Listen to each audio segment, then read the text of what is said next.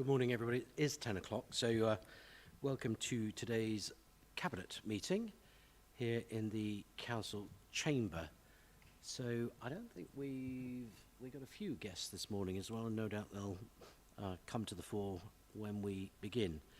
But in the event of an evacuation alarm sounding, everyone should vacate the building through the nearest exit and proceed directly to the assembly point. So moving on, item 1, apologies for absence. Pippa, please. Thank you, Chair. Yes, we have apologies from Councillor Hussain and Councillor Bisbee this morning. Thank you very much. Item 2, are there any declarations of interest on any of the items before us today? Nope, I don't see any. That's fine. So we'll move swiftly on to item number 3, minutes of the Cabinet meeting, 2 of them held on the 20th of September, and the extraordinary meeting, of course, on the 30th of September. I'll take those as read, unless anybody's got anything to add. Do I have a seconder for that? Nigel Simons, thank you very much. So the minutes are agreed as a true and accurate record. Are there any petitions this morning, either that we know about or from members? Pippa? Nope. No petitions to Cabinet this morning. So we'll move on to item 5, and the first item in the strategic decisions section is the medium-term financial strategy, 23 to 26, quarter 2 update, and you'll find those on pages 13 to 34 this morning. And Councillor Coles, are you introducing this item? Thank you, Leader. Yes, if I may. This quarter 2 update of the medium-term financial strategy 23 to 26 brings revised assumptions which provide up-to-date and accurate information on the Council's financial challenges and risks and our plan to deliver our long-term financial sustainability and viability. The impact of the aftermath of the pandemic, the Ukrainian war, soaring rates of inflation and the cost of living crisis, together with volatility in the financial markets, has significantly impacted on our predicted financial position for 23 to 26. We started with a £5 million gap at the beginning of the year, and at the July meeting it raised to £9.5 million gap, but now we've seen it rise to £21.7 million. I'm sure members will have questions about why that's the case, but in brief, inflation is increasing. It's predicted to reach 13% and even more. The pay award for staff has brought an extra £2 million in terms of costs we need to find. Last year we were able to make a lot of our savings of the £27 million that we had to make. They were one-off savings, and there's very little left in terms of being able to do that in following years, so we don't have that sort of flexibility. And finally, the business rates pool, in which we're a member, provides us with additional income, and that's now been re-rated and is not as generous as it has been in the past. So that's the current situation. I'm sure members have questions, and I'm grateful to have Cecilia Booth here to answer any of the particular questions of detail. Thank you, Leader. Thank you very much, Andy. Who wants to kick off? John Howard, please. Thanks, Andy. My question is, I mean, by the sounds of it, the biggest burden is the inflation factor.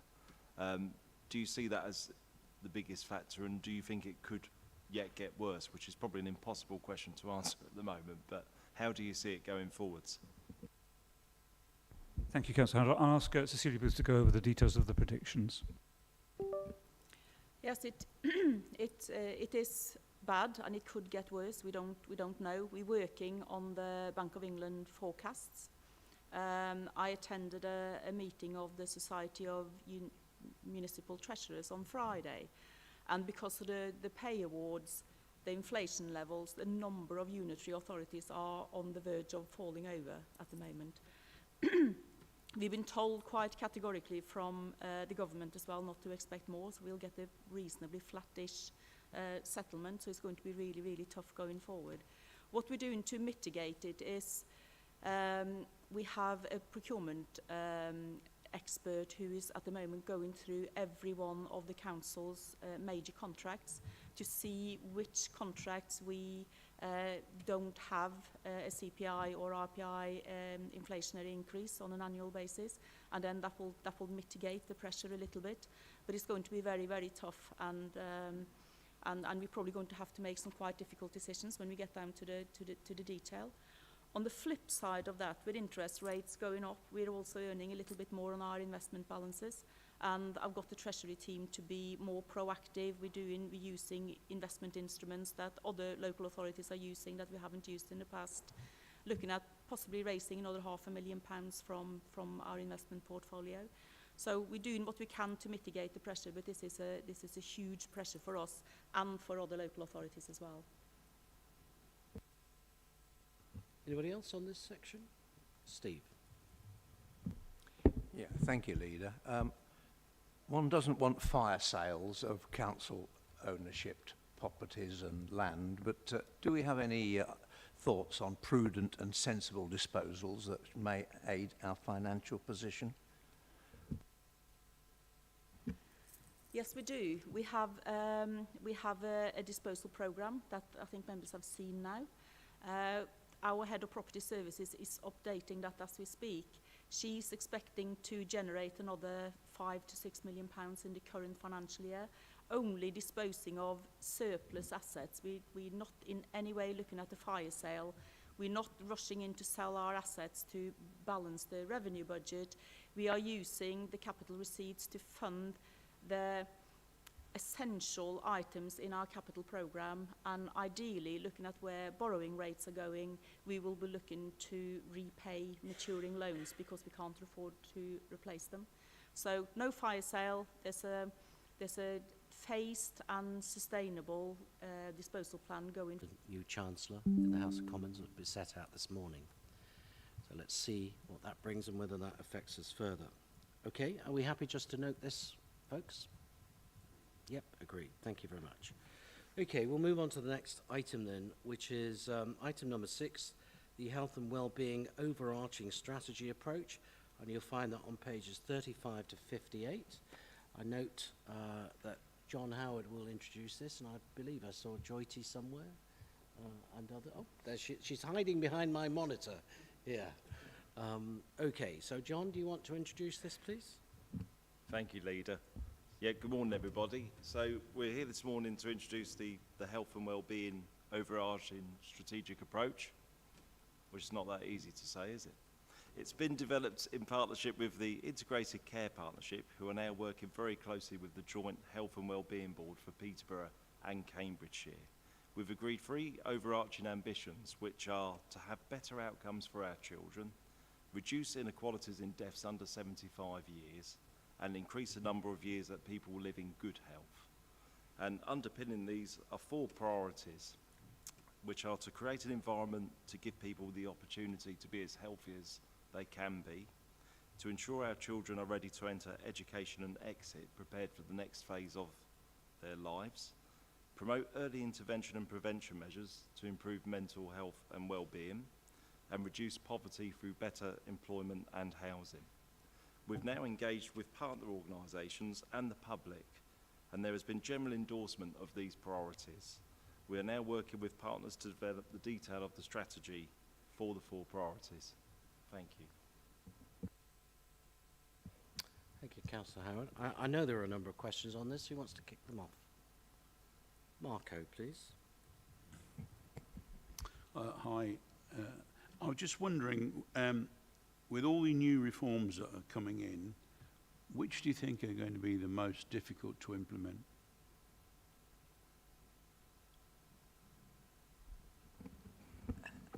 I think that the challenge will be really ensuring that there's proper coordination across the health and social care framework, and also I think with the new reforms, the challenge will be ensuring that the health service providers are held to account, because this is much more about collaboration and working together, which has advantages, of course, and is a more efficient way to do things. But I think the converse side of that is making sure that the health service delivery arms are held to account for doing what they need to do. Anybody else? Steve, please. Thank you, Leader. In the preamble I have before me, it notes that we are now working with partners to develop the detail of the strategy for the 4 priorities. Can I ask how confident we are that all partners will play their part?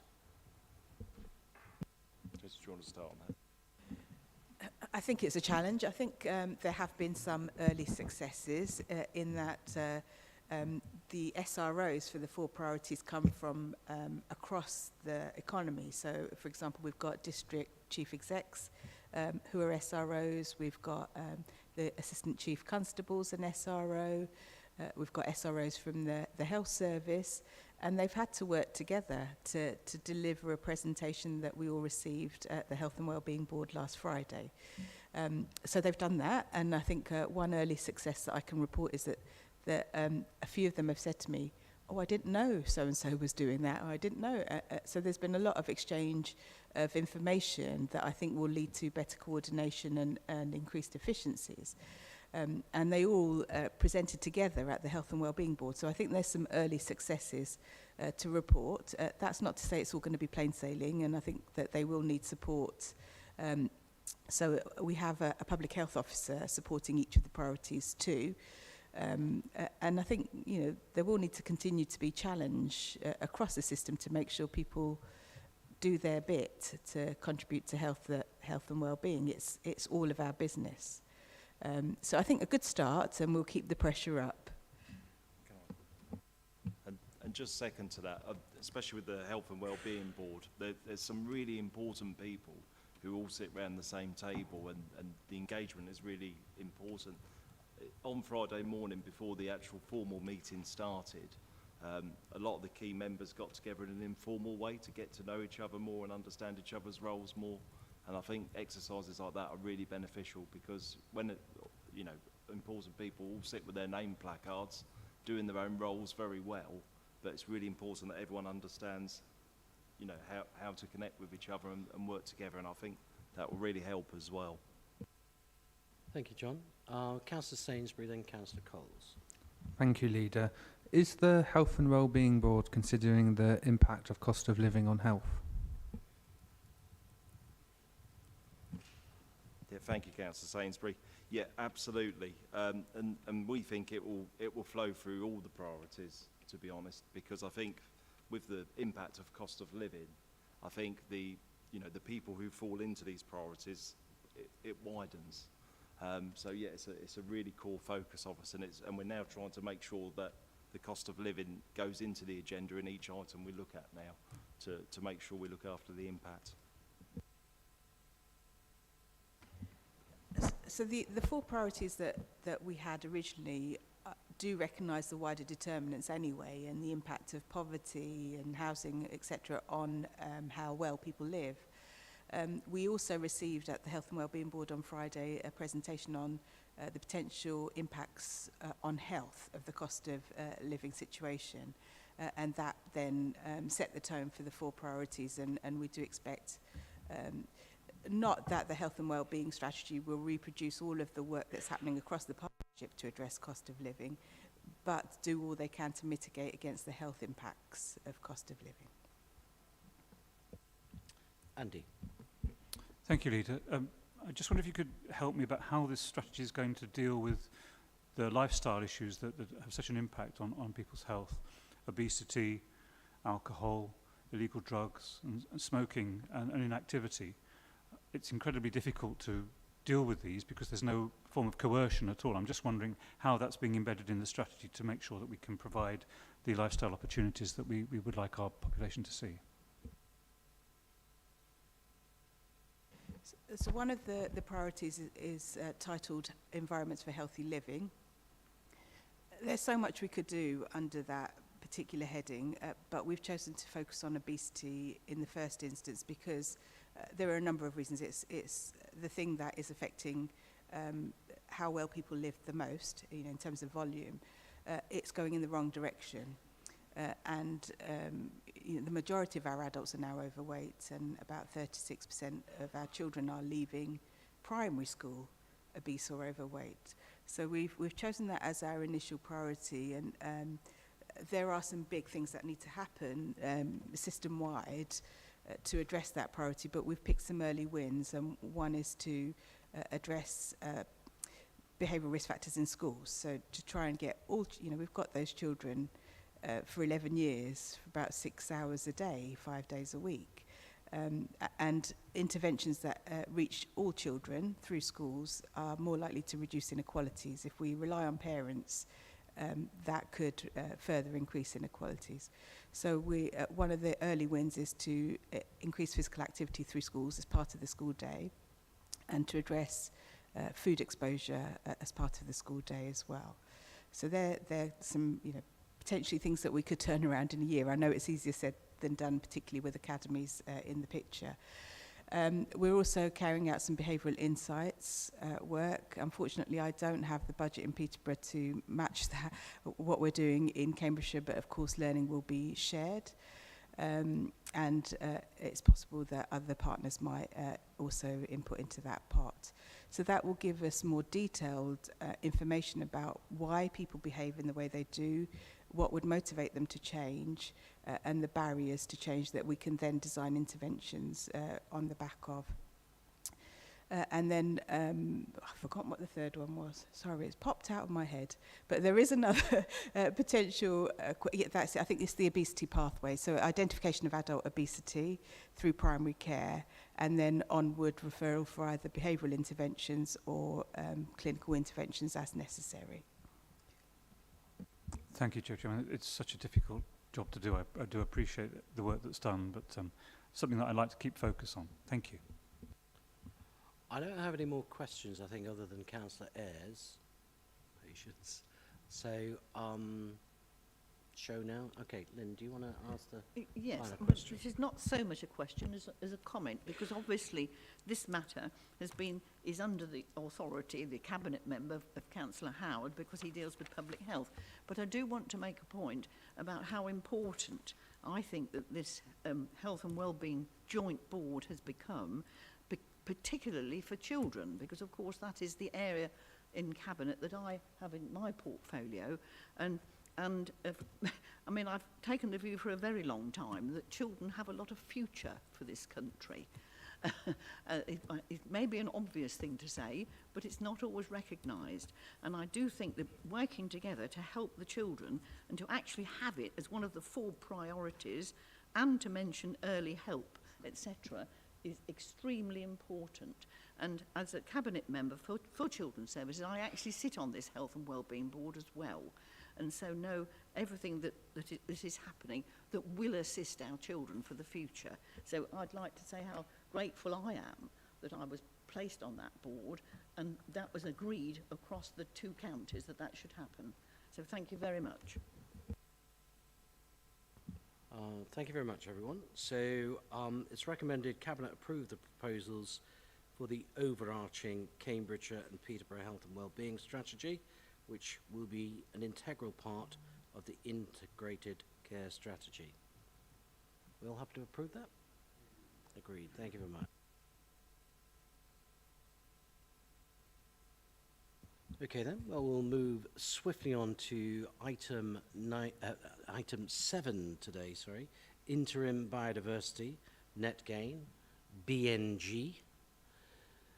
That's the approach to that, pages 59 to 72. Marco, do you want to introduce this? And I believe you're going to be assisted by Jim and Darren, I believe. Just a very, very few words, Leader. When I saw an acronym BNG that wasn't in the middle of the interim biodiversity net. Braver than most in here. Marco's got his overcoat on, and you've got your shirt sleeves. That's how much we're saving money, folks. It's There's the no difference heating. in age, Leader. So yeah, you're like hardcore. It's probably all that outdoor living you're used to. Right, folks. So item 7. I know there's probably a number of questions on this. Who wants to kick us off? I think Lynn's waving, so we'll go straight into Lynn, then John Howard, please.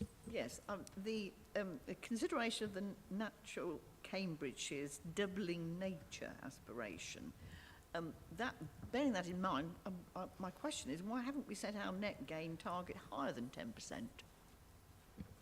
That's a very good question, actually. I think we're all just starting to get very used to BNG and the implications of that, and it will take time for us to allow that to filter through the development world as well, in terms of many of the agents who are buying up land will have not factored in the costs of biodiversity net gain at this moment in time. So the 10% itself will be quite a steep challenge for them in the very short term. But longer term, hopefully with due consideration of the sort of viability implications of this, we can look at hopefully going beyond 10%.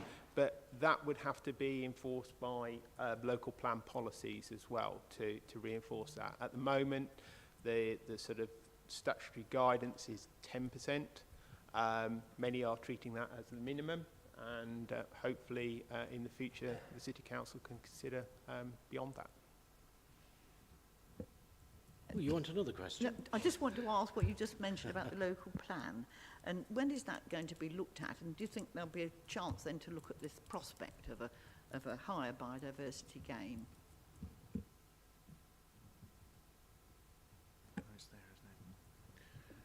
Yeah, the intention is that we'll start the local plan in the next financial year. Usually local plans take 2-3 years as a minimum, sometimes longer, sometimes much longer. But we're hopeful that, well, it's every intention that we'll have a brisker process through the local plan.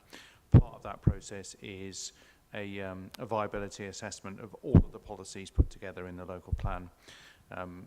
That helps us in the longer term, because without a viability appraisal, then developers will just object to all of our policies and we'll end up with a much longer process at the end, whereas having that robust evidence all the way through the process will allow us to be able to say, well, 10% is definitely viable, and we'll be able to investigate more thoroughly whether we can go higher, and if so, how much higher.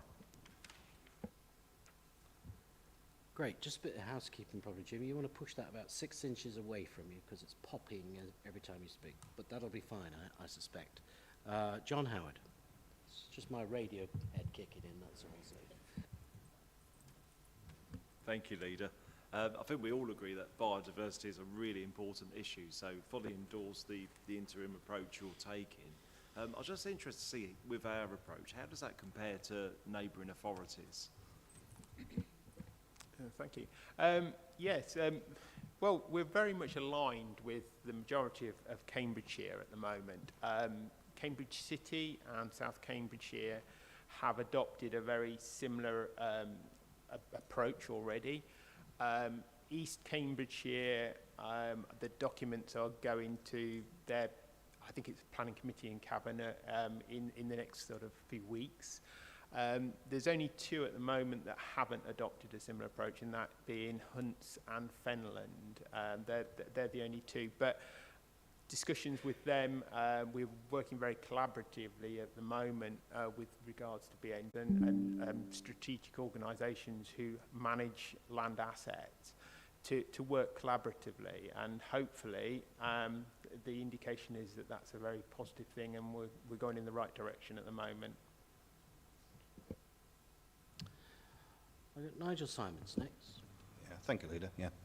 Mindful of the current financial pressures the Council are under, does this interim approach impose any financial liability on the Council? Hopefully not. No. We are very fortunate that central government have provided some interim funding, new burdens funding, to all local authorities. That is at the moment unknown what it will be in the future years, but we have had one payment to date. With that, we are looking to employ an additional ecologist within the City Council to take on some of these new burdens that we'll have to fulfil. And we're also looking at collaboratively working with hopefully East Cambridgeshire to share that officer, so we spread the burden of the cost of that officer, And so with that service level agreement, plus the new burdens funding, we're hopeful that it will be sort of a negligible cost to the organisation. As for the future and new burdens payments, everyone is sort of poised waiting to hear what they are. But a DEFRA representative the other day did indicate that it was highly likely that other funds would come our way, but the amount is unknown at the moment. Thank you. Steve Allen, please. Thank you, Leader, and I hope you'll forgive me for posing a philosophical question. We all like trees, verges, and biodiversity. And I'm old enough and long enough in the tooth to remember the ideals of the 50s, whereby we had garden estates and garden cities, which were planted with trees and verges. Subsequently, councils have been unable to afford to maintain the planting of the said trees and grasses, and it's been handed over to management companies who do an appalling job. Do you have any concerns with regard to this idealistic and actually purposeful approach to biodiversity? How are we going to manage the outcomes of it going forward? A very good point. I think the thing what reassures me about this current legislation is that there is a clear requirement for 30 years management of those assets once created. And it also requires detail of how that management will be undertaken at the onset. So there is no way of, shall we say, skipping that part of it. I know it's too easy to create habitats sometimes and then neglect them. You know, hopefully, the right habitat in the right place will require minimal management, but like you say, there will be times when the intervention is required. So with that, and the requirement for us as a local planning authority to ensure that those 30-year management agreements are in place and that they are monitored, gives me significant reassurance, far more than possibly historically was the case.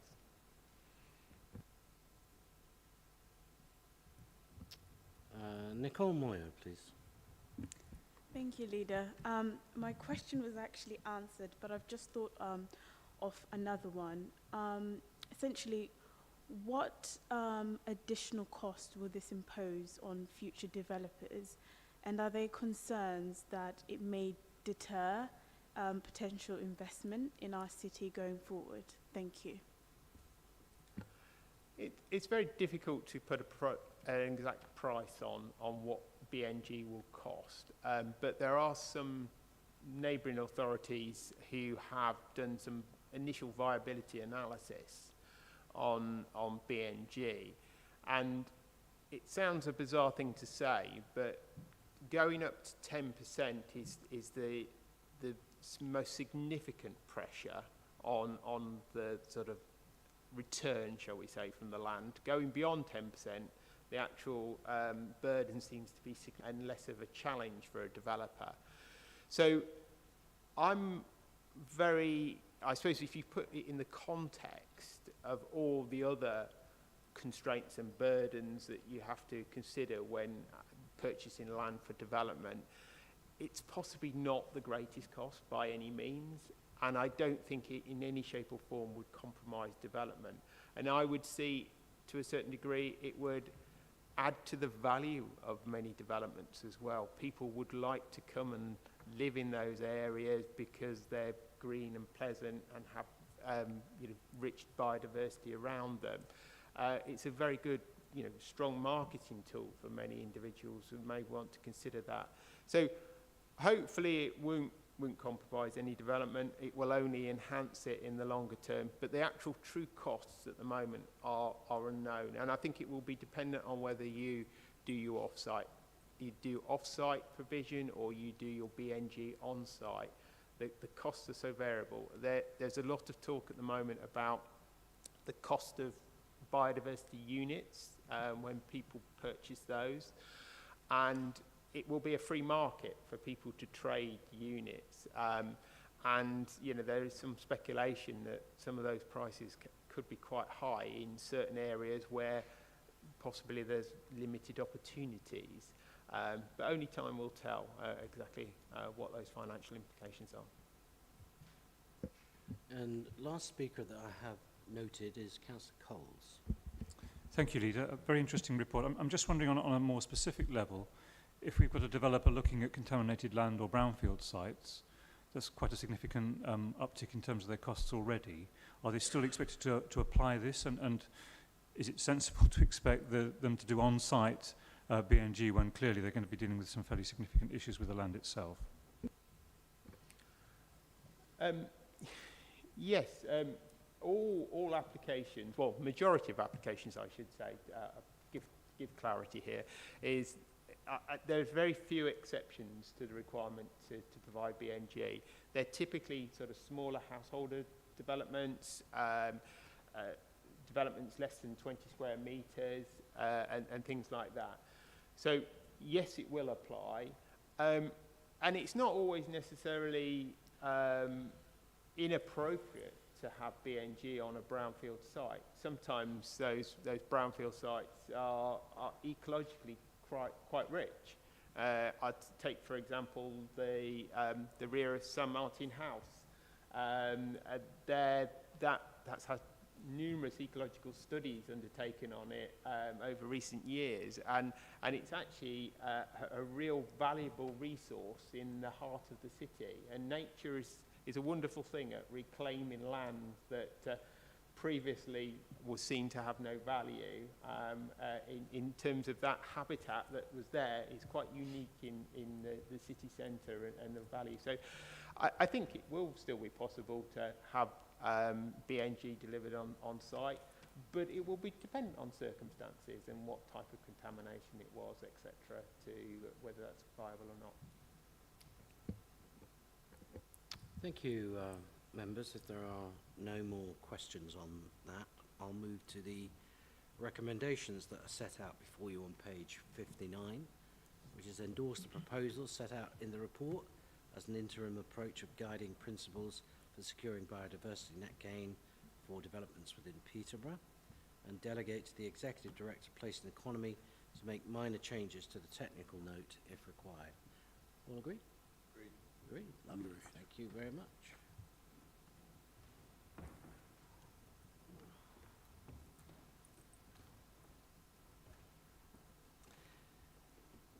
So we'll move to item 8 now, the Health and Care Act 2022. Cabinet will be well versed in the issues that we might talk about this morning, as we've been expecting these to come down the road for some time, but reforms affecting adult social care, and you'll find these on pages 73 to 86 this morning. And again, John Howard, are you introducing this with some assistance from Charlotte, no doubt? Oh, Oliver is here. What a surprise. It's always a surprise, and good to see you, Oliver Hayward. So, John, do you want to pick up any comments? Thank you, Leader. As you say, this is something we're all fairly well versed on now from previous discussions, but this is a very, very heavy set paper for you to set out the adult. It sets out the actions that Peterborough City Council needs to take in the short term to prepare and ensure that we can implement the reforms and continue to be compliant with the Care Act. These are a challenging set of proposals. The eligibility for support from the state will change, and this will increase the ask from our operational teams as well as our commissioning team, where the council will be expected to pay the fair cost of care, which Oliver is here to cover and explain to us today. It is a change of responsibility for the council as a whole and has implications across the council, including IT, digital, business intelligence and customer services too. Thank you. Thank you, John. And also not, because you hadn't quite sat down, Gerda, so Gerda Singh also here today to assist with members' questions. And I know already there are quite a few. Gul, why don't you start us off? Gul Nawaz. Thank you, Leader. My question is, do we know what funding we will receive from central government? Thank you. So the short answer is no, we don't. What we are finding is that it's an unfolding situation, So every week and month that goes past, there's information being released both in terms of guidance but also funding. The report already covers, we've received to date £200,000 towards the implementation cost, and that's as much as we know right now. There are other pieces of work where we are applying for grant funding from government as a response to the challenges, but they are in progress. Who's next? Don't all jump at once. Andy Coles, please. Thank you, Leader. I'm quite keen to know how we're doing in terms of other local authorities. How good are we in terms of preparing for these reforms as a council, please? We are, as a local authority, like with all local authorities, learning from a small group of trailblazer authorities who kickstart the programme about 6 months ahead of everybody else. Nevertheless, in addition to that, we are working regionally with our colleagues across the Eastern region, where we are sharing our collective learnings and learning from each other, so we're not repeating things, so we can speed up. There is one area where we are not working directly with the local region, but working with the Local Government Association and ADAS, the group of associated directors, where we are carrying out a peer review of our own authority so we can learn from other authorities beyond the region as well. In short, we are learning very rapidly, and as a local authority we're in a good place, but we do need to accelerate, and it's probably the main learning from the trailblazer authorities. That's their learnings too. And just to be specific about the amount of money you're asking for, is that sort of in the same ballpark with other local authorities that you made that judgment?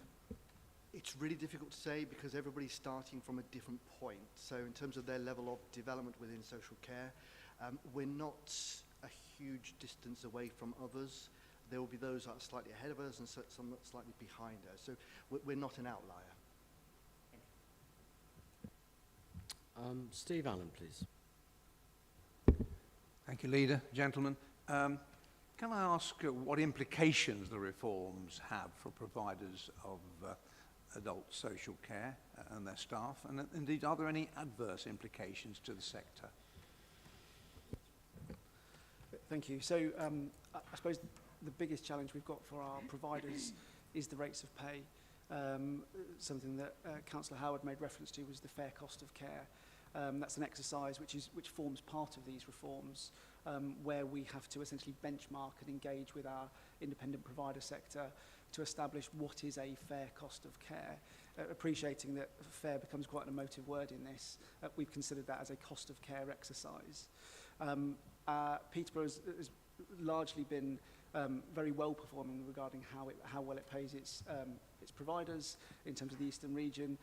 Well performing in that doesn't mean it's at the higher end, it's at the relatively lower end in terms of the rates of pay that it does provide for its home care provision, for its domiciliary care. The challenge we see is the gap in where we are now to where we need to get to around this fair cost of care exercise.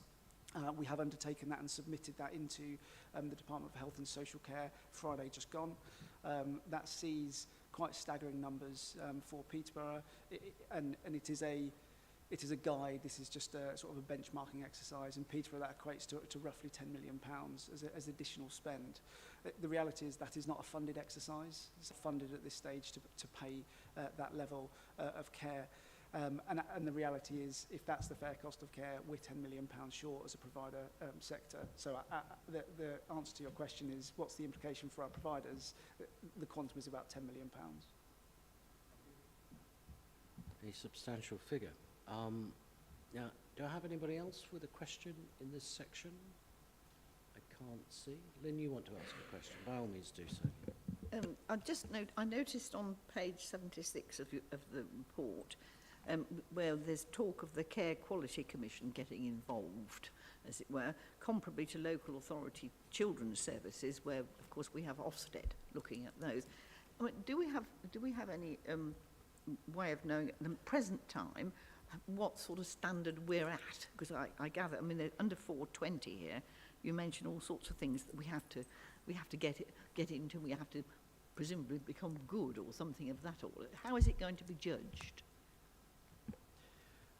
So, thank you, Councillor Ayres. Yes, so the Care Quality Commission, historically, going back to somewhere like 2010, used to carry out audits of local authorities, but at the time it changed. So government no longer wanted that to take place. So we are now resuming something that happened previously. In support of this particular audit, which is likely to take place after April 2023, we've carried out a peer review from senior members of local authorities up and down the land who have come together to conduct an audit of where Peterborough stands. And on balance, it's been a very good review. We're in a very good place. Nevertheless, they did come up with some areas to improve, as just areas from their experience that if we sharpen up on, it will put us in a very good position when the CQC do arrive sometime after April 2023. Good. Thank you. Okay, folks, I think that's all the questions I have around the room. So if there's nothing else, we need to move to the recommendations on page 73. Item 1 is approve the drawdown of up to 0.65 million from the Transformation Fund for funding resources during 22 and 23 to support the Council to prepare for the charges arising from the Health and Care Act 2022. And then we shall note at number 2, note and approve items A to F. All agreed? Agreed. Thank you very much.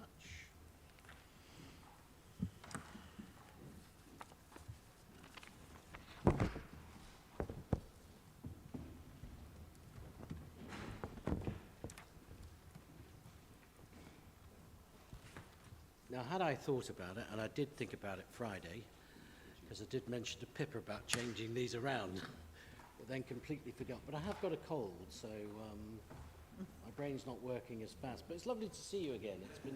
It's been so long. You're glad to be back, I know. So we shall move to item 9, tree management, the review of the existing policy for managing tree-related subsidence claims against the Council, pages 87 to 100, a topic that has taxed us all for many a month and caused a lot of, or gave rise to a lot of public interest. So I'll be on the edge of my seat to hear what you've all got to say. So welcome back to Jim and Darren. And Councillor Simons, are you going to introduce this item? I am, Leader. Yeah, I'm pleased to introduce this item to Cabinet today. This item relates, as you say, to a new policy in respect of handling of future tree-related subsidence cases in respect of PCC-owned trees. Trees bring many benefits, not only to humans, but obviously to a variety of biodiversity. Managing that tree stock and expanding it where possible is a huge challenge. Remember, we have 20% tree canopy on PCC land with targets to increase this number. Our tree strategy is already highly regarded. However, given the issue we had with the Breton Oak, we felt our policy should be looked at. If we can avoid the unpleasant situation for members and officers, it has to be worthwhile. Also protecting our finances. This cost went from £8,000 to £48,000. This policy shows what the Council could potentially release more information on how it might change its decision process. Our tree stock is very important to the community, environment, asset. As it ages, decisions need to be made on how best to manage this stock while preserving as many trees for future generations to benefit from. This policy shows how improvements could be made to our current strategy while pointing out the challenges the Council must abide by, including data protection laws, also liaison with insurers on mitigation methods and financial pressures. The Climate Change and Environment Scrutiny Committee have looked at this policy last month. They have recommended an alteration to Refinement 2. Although I respect this committee, I cannot possibly agree to this. Given the low numbers of council-owned trees with TPOs, if we plan to fell a council-owned tree with a TPO, it should automatically, in my opinion, go before the Planning and Environment Committee to be decided. I believe this Cabinet should recommend this policy to full Council for adoption, originally set out, but not with the recommendation from the Climate and Environment Scrutiny Working Committee. To be clear, only cases of subsidence on PCC-owned trees with a TPO. Darren Sharp and Jim Newton would be very happy to answer any questions we may have. Thank you. Thank you very much. So who wants to kick off? Oliver Sainsbury, please. Thank you, Leader. Because the report does make mention to Bretton Oak, would the proposed policy now have made a difference to the decision? Sadly not, no. With the process we went through for Bretton Oak was robust, very much in line with the policy. The only difference being is that it wasn't as clearly communicated at that stage. And I think with the aid of this policy, people can understand the robustness with how we analyse these cases and hopefully draw the right conclusions. But fundamentally, no, there would be no deviation from the track we went with. Anybody else? Ooh, silence. Okay. No more questions. I'll just add a couple of things. I think Nigel's suggestion of making sure that these cases go to planning actually reinforces the case in terms of protection and gives a wider viewpoint, cross-party view, particularly as the planning committee is made up of members from all parties, and it's quasi-judicial as well. So there is no bias or politics in that. So I think that's a sensible thing to do. Nobody, I mean, particularly Councillor Ayres and I, because the Bretton Oak was in our ward, nobody wants to see trees felled unnecessarily, but I think there the case was overwhelming, but unfortunately the matter was turned into a political issue by some members of this council and other external matters, other external members of the public or political activists. But I will reiterate, we don't take these decisions lightly, and that unfortunately was a decision, as Darren said, went through proper process. Unfortunate as it was, though, the outcome. Okay, so I'll return to the recommendation, which is on page 87. I'll take those as read unless anybody's got anything to say. So it's item 1. In fact, Pippa's telling me to read them. So, sorry. Sorry, Chair, just to confirm that it's without the Yes, climate indeed. change recommendation. Yeah, without the climate change recommendation, which I just referred to. So I think I was endorsing that, unless anybody says anything different, which they didn't. So it will be, as Councillor Simons outlined, but without the recommendation from scrutiny, which probably weakens the case rather than strengthens it, as I was saying. So items 1 and 2 endorse the draft tree-related subsidence policy at Appendix 1 to the report today, together with the resolution of the Climate Change and Environment Scrutiny Committee being omitted, and recommend item 2 to full council that the trees and woodland strategy be further amended by way of introduction of a newly created tree-related subsidence policy. All correct? There we go. Thank you very much, everybody. Got that right in the end. So we'll move swiftly on then. We might even get to an 11 o'clock finish, who knows? Thank you, gentlemen. Thank you.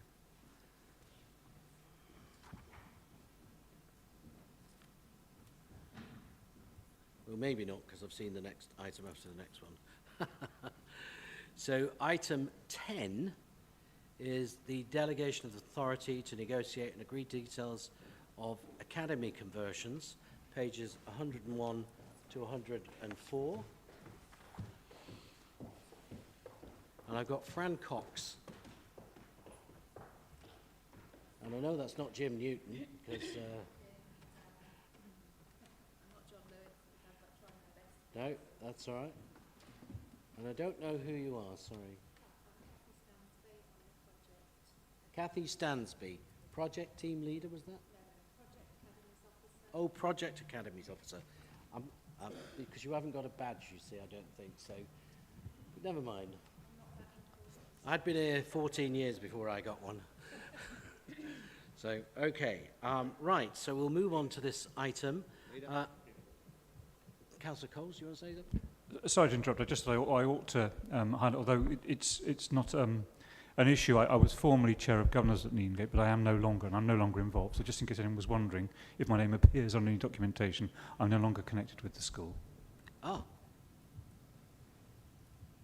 Thank you very much. So item 10, as I say, and Lynn, are you introducing this item? Yes. Yeah, if I please can. do. Thank you very much. So this report sets out the proposed details for the conversion of Neengate School, currently maintained by the local authority, to become an academy. The report sets out the process that has been followed to date in order to enact the academy conversion. As I've said, Neengate is currently a maintained special school and has applied to convert to academy status. The application was tabled at the DFE Advisory Board meeting on the 23rd of June 2022 and approved an academy order under the Academies Act of 2010. Once converted to an academy, the school will be operated by an academy trust, and the trust itself, in this case, is envisaged to be the Meridian Trust.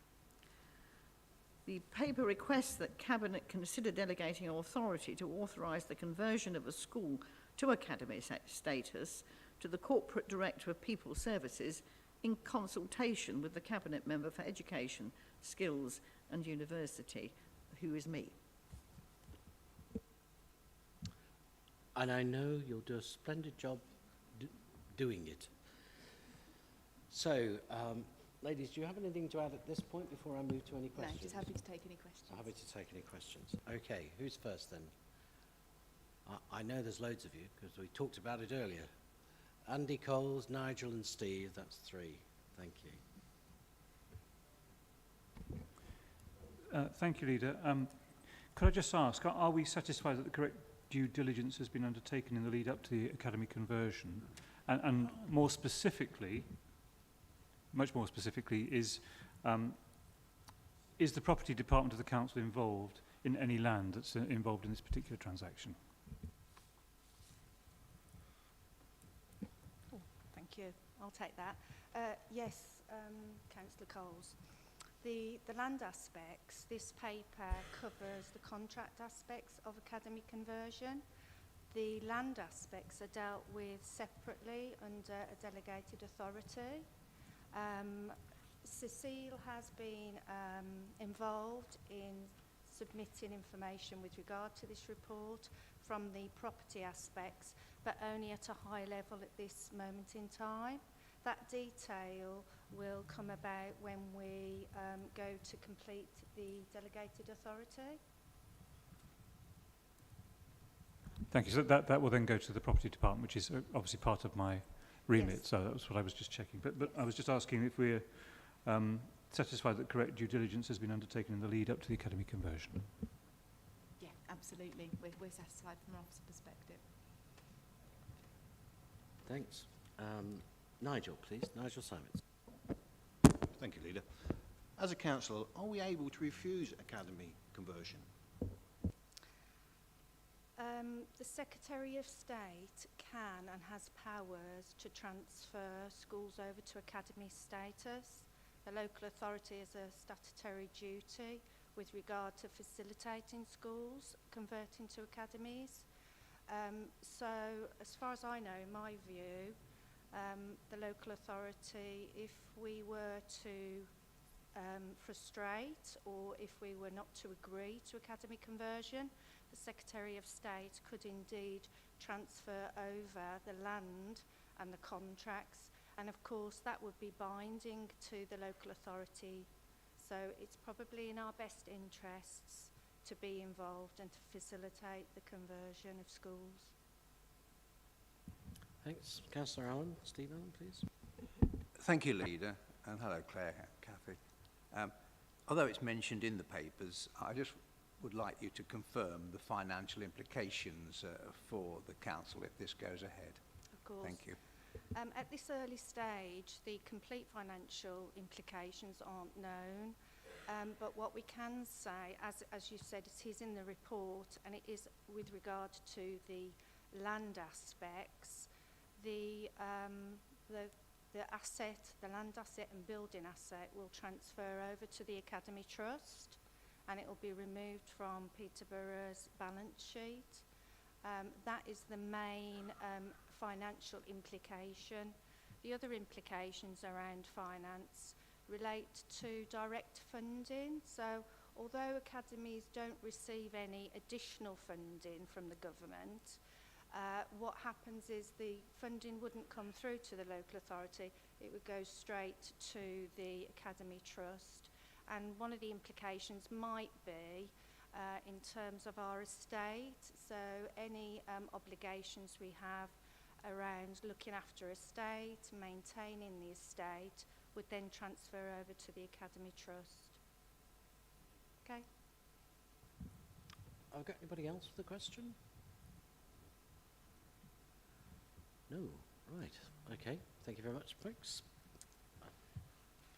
We'll move to the recommendations, which are on pages 101. That the Cabinet delegate authority to the Corporate Director of People Services in consultation with the Cabinet Member Educational Skills and University, the longest title in the Council, to negotiate and enter into the following for the purpose of giving effect to the conversion of a school to academy status. And they're items 1 to 4. So we all agreed on those? Thank you very much. Moving swiftly on to item 11. We're on the home straight here, folks. Thank you, ladies.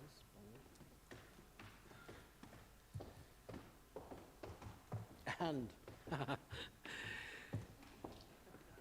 it's like Boomerang Newton, we should call you, as you keep coming back. Thanks, Jim. So the last item on the agenda this morning is item number 11, which is the Small Homes in Multiple Occupation, HIMO, Article 4 Direction Member Working Group. So the paper is as set out before you today on pages 105 to, well, 109, because 110 is blank. So, is Marco introducing this? I think it is. Yeah. Thank you, Leader. The paper before you is here because in certain parts of the city, HMOs have actually become a very difficult issue within the communities. Don't get me wrong, I believe that HMOs are necessary in the city, but they need to be regulated and maintained properly, which in my view they're not at the moment. And this is why we've come to you to say that what we need is a working group to try and put together a preparation to go to government in order for us to get an Article 4 direction. And in my opinion, it can't be done soon enough. Thank you. Thanks. So, Jim, do you want to add anything at this stage, or do you want to move straight to questions? Straight to questions. Okay, who wants to kick off then? Because then, Linez, please. Yes, thank you. Can you tell me why we're being asked to set up a member working group, and why should it be cross-party? Thank you. The reason that we're asking for a member working group is because that gives the opportunity for all of the relevant issues to be raised and considered. Because it's not just a case of a planning policy. There's a whole load of other issues that have already been raised concerning homes in multiple occupation, and so there's a risk, I think, if it was just officers who were preparing a draft Article 4 direction, that the scope would be misunderstood or may not be supported by members. So we wanted to make sure that we get what we ask for, basically, as the council. The reason that we're proposing it to be cross-party, I think, is because the issues with the homes in multiple occupation aren't confined to wards of any single political group within the city, and actually we get a more rounded discussion with members of all groups to make sure that all of the views are put forward and all are considered, and everybody has their chance to input into the process. Steve Allen, then Andy Coles, please. Thank you, Leader, and hello again, Jim. This item is haunting me because it was my portfolio previously, and I'm just conscious of the machinations involved in this decision. Your previous answer flushed out some of the necessary deliberations, but how long is it going to take to get an Article 4 decision, bearing in mind we're now going through the working group route? Well, I'm confident that once the working group is established and up and running, then we can be fairly brisk with the process. The proposal it includes taking expert evidence from local external bodies such as landlords, the university, to learn more about the wider housing strategies of those groups in particular, but also resident associations. So on the assumption that we can get this up and running quickly and we can move to a draft quickly, then I see no reason why we can't get to a position where we've completed the consultation, which we have to do as part of the government regulations by the spring of next year. The Secretary of State then needs to be informed of our intention to adopt an Article 4 direction, and who that will be at the time. They will take as long as they take. We don't have any control over that. What we do have control over is the process for us to get a draft Article 4 to Cabinet as quickly as we possibly can, and then for the consultation. And so the timetable that we put together gets us to a consultation by pre-election period next year. Come back, please, Leader. Thank you, Jim. Can you reassure Cabinet, and indeed the general public who may well be listening, that the deliberations that are going to now go ahead will not impact on the timescale of implementing a licensing scheme, landlord licensing scheme for the rest of the city? Landlord licensing scheme is completely separate to this process.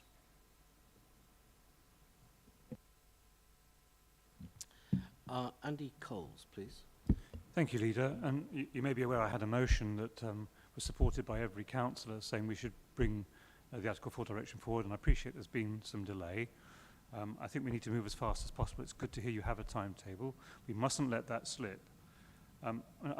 It's probably the thing I get most letters and emails about, and my last one was just last week, which was talking specifically. That's now gone, hasn't it? Once it's been developed, it's been developed. The Article 4 direction isn't retrospective. But my concern is that this will continue, and certainly my ward is one I think has the largest concentration of HMOs in the entire city, so obviously I'm quite focused on this. But what if someone who's developing an HMO doesn't even apply for planning permission? I mean, what can we do to make sure that when we do have these powers in place, and as quickly as possible, that we can make sure that we can implement it so that we don't get unnecessary development? Thank you. Okay, thank you. That does highlight one of the risks of going down the Article 4 direction route, because a landlord who is intending to convert their property to a small HMO, we have a choice, which it's intended that the working group considers that choice. We can either implement it as soon as the Secretary of State says that we're good to implement it, in which case the risk to us as the council is that we're open to potential compensation claims from landlords who can demonstrate that they were intending to convert their property. Or we could decide that we're going to give a notice period, in which case the risk is that we'll have a rush of landlords submitting applications to establish the lawfulness of a HIMA that they've already implemented, so that then they've got their position, they've established the lawfulness of it.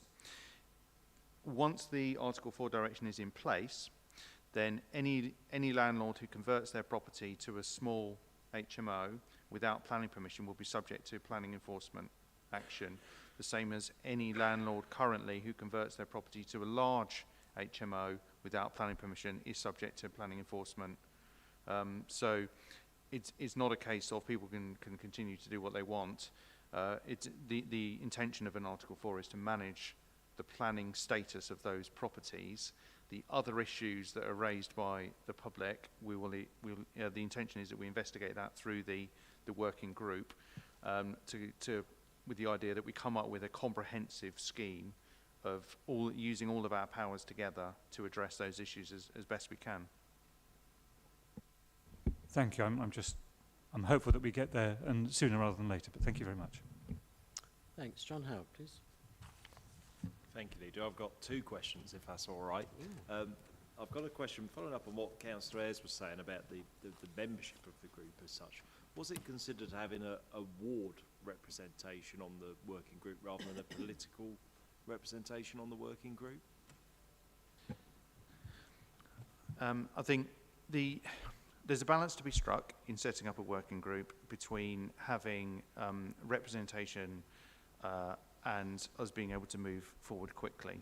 So if we had said in the draft terms of reference, all ward members who have any HIMOs in their, any small HIMOs in their ward is represented on the working group, we'd have about half the council.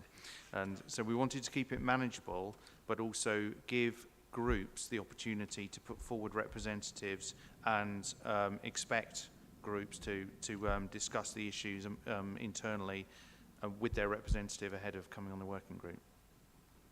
Jim, thank you. That makes perfect sense, because I think otherwise you'd have the whole group there, the whole council there, to be honest.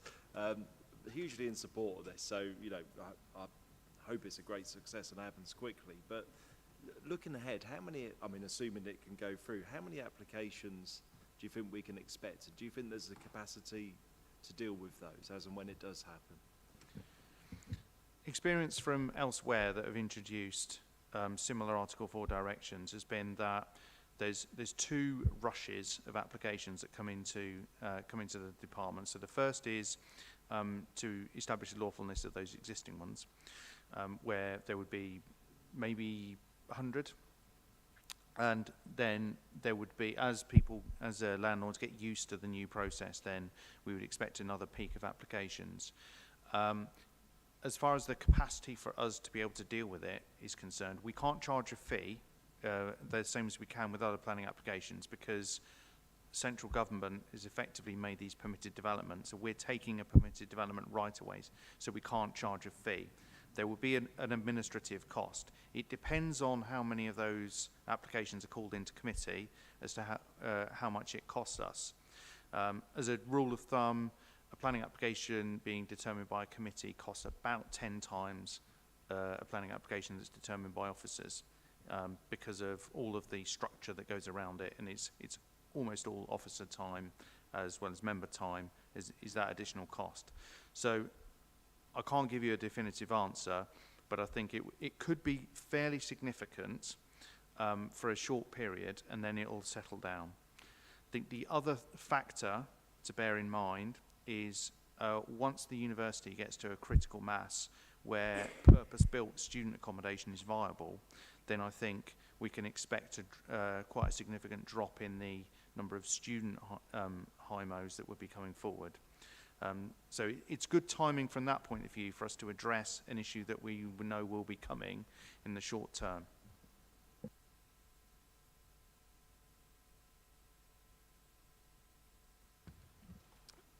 Do I have anybody else? Nope. Okay, so I'm just the terms of reference. Jim, did you draft these? Who drafted these? Yeah, I drafted these, including the typo in there. No. I wonder where you were going with this. I was just trying to work out, whether or not this should be politically proportionate. I take views from members, a bit like the EDDI committee, and I'm assuming Marco will chair this committee in terms of its portfolio, because I'm not quite sure whether this works in terms of. What I would say is we do want input and collaborative decision making on this. Well, of course, we have to make the decision, administration, but obviously I'm open, and so are Cabinet and the administration, to views of all opposition parties. But I'm not just sure whether it works at the moment, and whether it should be politically proportionate. Anybody have a view?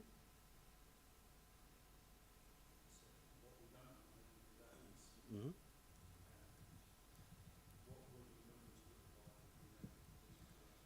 Well, Pippa can tell you that, because she's been looking at it. So EDDI, Oliver, can you remind me what it is, because you'll know it's your thing? On the EDDI, there's 10 members, 4 Conservative, 3 Labour, 1 Green and 1 Peterborough First. Right. That makes sense then. Why don't we do this? Yeah, it would be 10, and Marco would chair. Is that right? I can't see Jim would have any problem with that, to be honest. You're not particularly... Well, one, it's not my decision, leader. But Yeah, the second well, is, no, but I'm interested in your comfortable. view. Yeah, I'm comfortable that with that number as a working group, and You're comfortable, did you say? I am. Yes. Yeah, I'm fine. I'm just trying to mirror what we do already, on the basis that, you know, rather than have different rules for different committees, I think then we're seen to be fair if it's the same. Does that make sense? John? I think, Leader, the big benefit of doing it that way is it would allow each political party to put forward members where their wards are most affected by HMO, so you can have a really relevant conversation that way as well. Okay. I think it'd be really good. So if we can mirror the membership as per EDDI, then Pippa, you can just incorporate that into paragraph 7, yeah, in the Appendix A. Are we happy with that? Yeah? You'll be able to do that, won't you?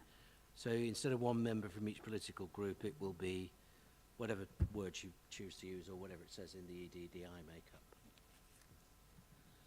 Okay, no more, I don't see any more questions. I haven't got anybody else listed, so we'll move on to the recommendation, which is 1, agree to form a cross-party member working group to oversee the preparation of Article 4 correction directions to control small homes in multiple occupation HIMOs, and review and approve the draft terms of reference to the working group with the amendment as we've noted this morning.